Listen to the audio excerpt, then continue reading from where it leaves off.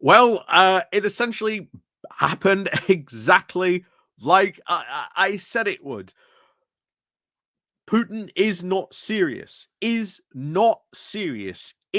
the slightest about pursuing any kind of peace deal at all in Ukraine whatsoever. If he was, he would have taken this ceasefire deal. And instead,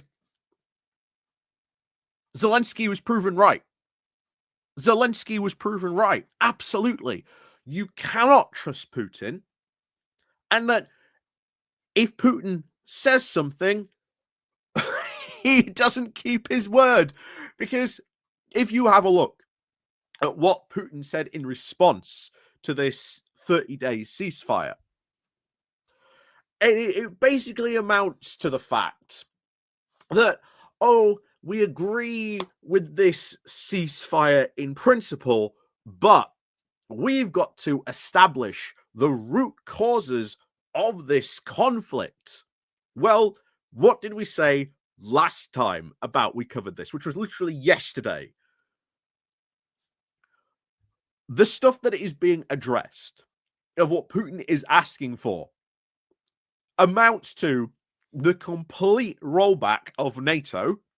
So that is the entire now of Eastern Europe now open to potential, invasion by Russia. And bear in mind, as we've said before, Putin does not have to permanently occupy these places. All he has to do is put in a puppet government. What he wants to do with Ukraine, he said this again in this deal, and we'll get to that in a moment.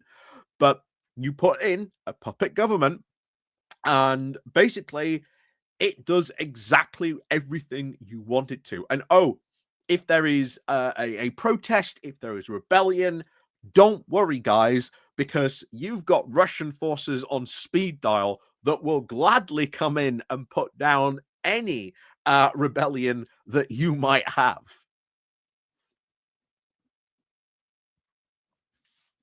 This is what we are talking about, because time and time again, Putin has continuously said the biggest source, the root causes that he really refers to is the fall of the Soviet Union. That means that Russia gets Ukraine, it gets the Baltic states, it gets parts of Poland.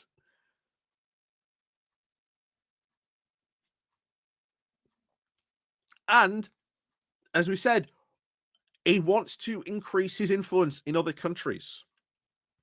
Part of this ceasefire deal, or at least the stuff that was talked about yesterday, going back to the initial 2022 negotiations, Putin wanted to have his own veto, that if another country were to come and say, help Ukraine if it was being invaded, or give weapons, Putin could just come in and just go, sorry, we're going to veto you.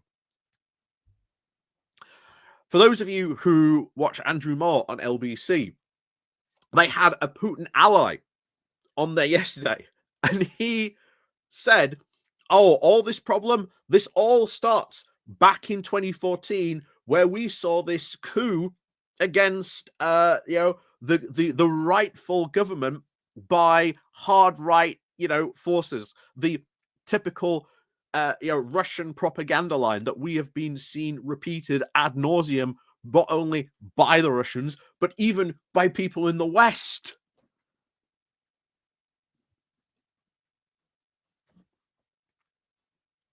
Because that guy was Putin's puppet.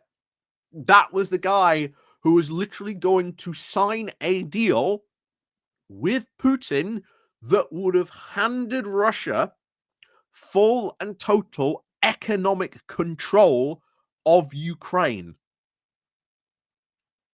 And for the longest time, the people of Ukraine have been saying, we don't want to go with Russia. We want to be with Europe. We want to be more European.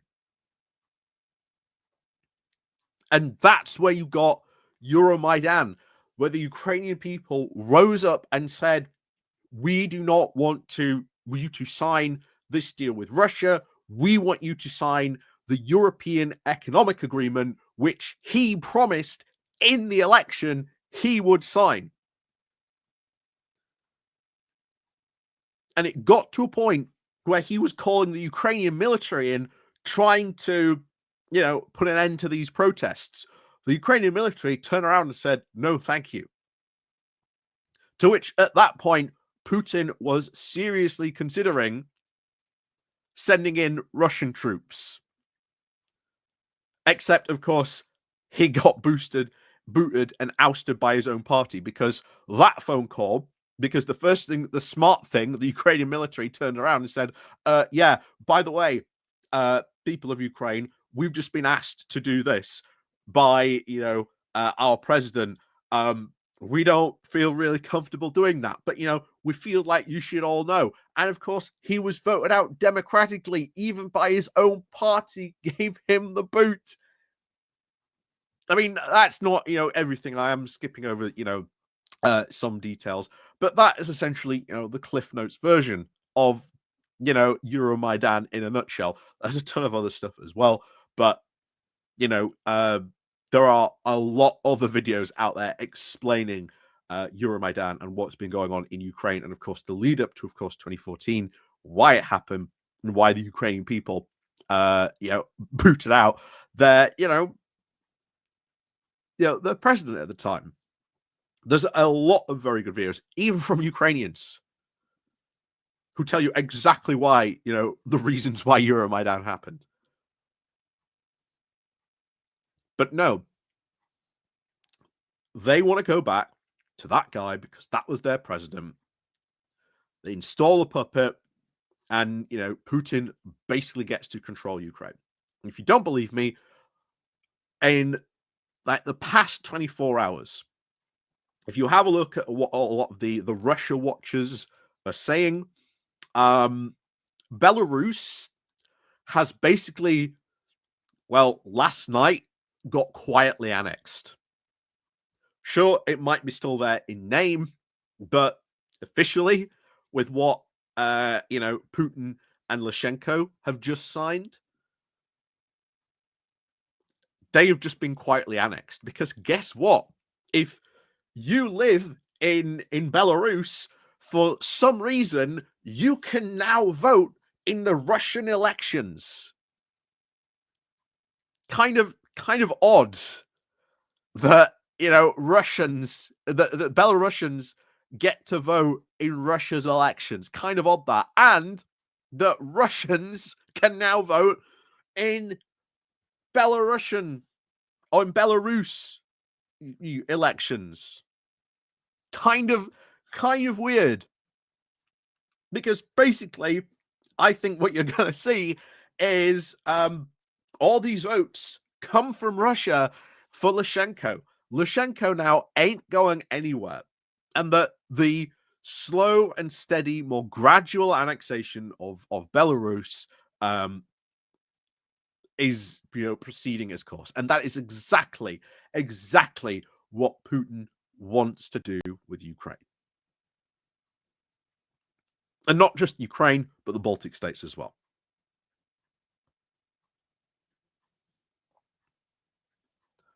So Trump, we'll see what he does.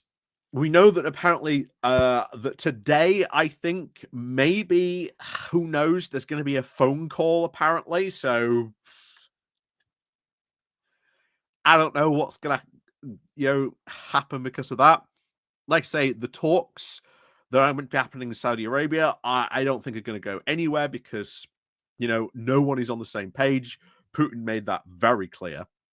Because as far as he's concerned, the root cause of all this conflict is a sovereign Ukraine. How can Russia exist if there is a sovereign Ukraine? He cries. Well, tough. Putin does not get to decide what Ukraine does. The people who get to decide what Ukraine does is the Ukrainian people. They have been making that very clear for at least, a number of years, a good number of years. And I'll tell you what, if this war, one of the things this war has done, even Ukrainians will tell you themselves, it has boosted Ukrainian nationalism beyond words. You will hear them sometimes say, "We used to think we were 3 countries in one. Now we are one," and it is because of this war. It is because of this war. So I can only hope, this war does come to an end, but I don't want peace at any price. I want a just peace. I want a lasting peace. But I'll tell you what, these negotiations taking place at the moment, it ain't going to happen this way. It ain't going to happen this way because no one is on the same page. I can only hope now that Donald Trump decides to go absolutely psycho like he did on Ukraine against Russia now. I hope he does. I really hope he does. Because if not, he has just been played for an absolute fool and he looks so weak. Because for all Trump's talk of, you lead with strength,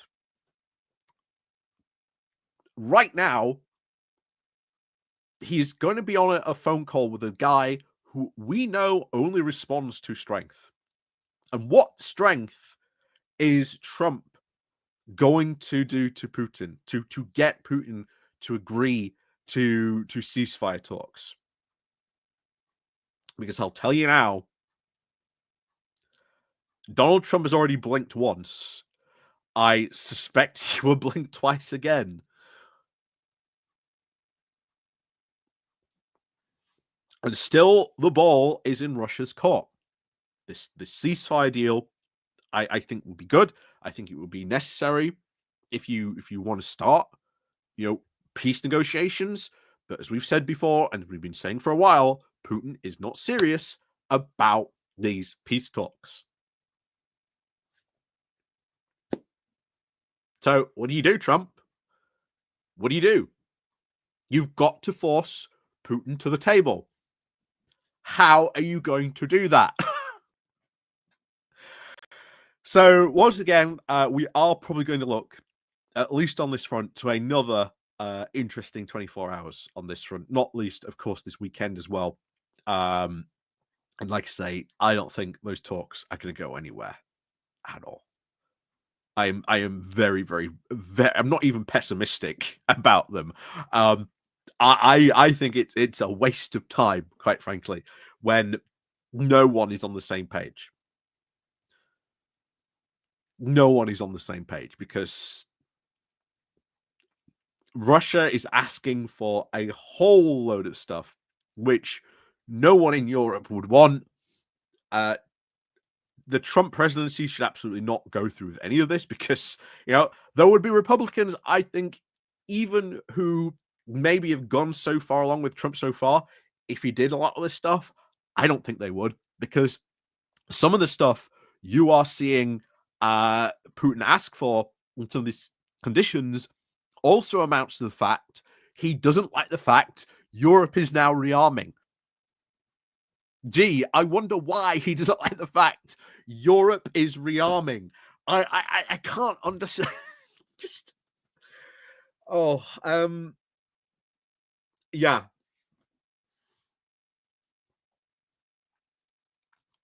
It's going to be another interesting 24, 48 hours.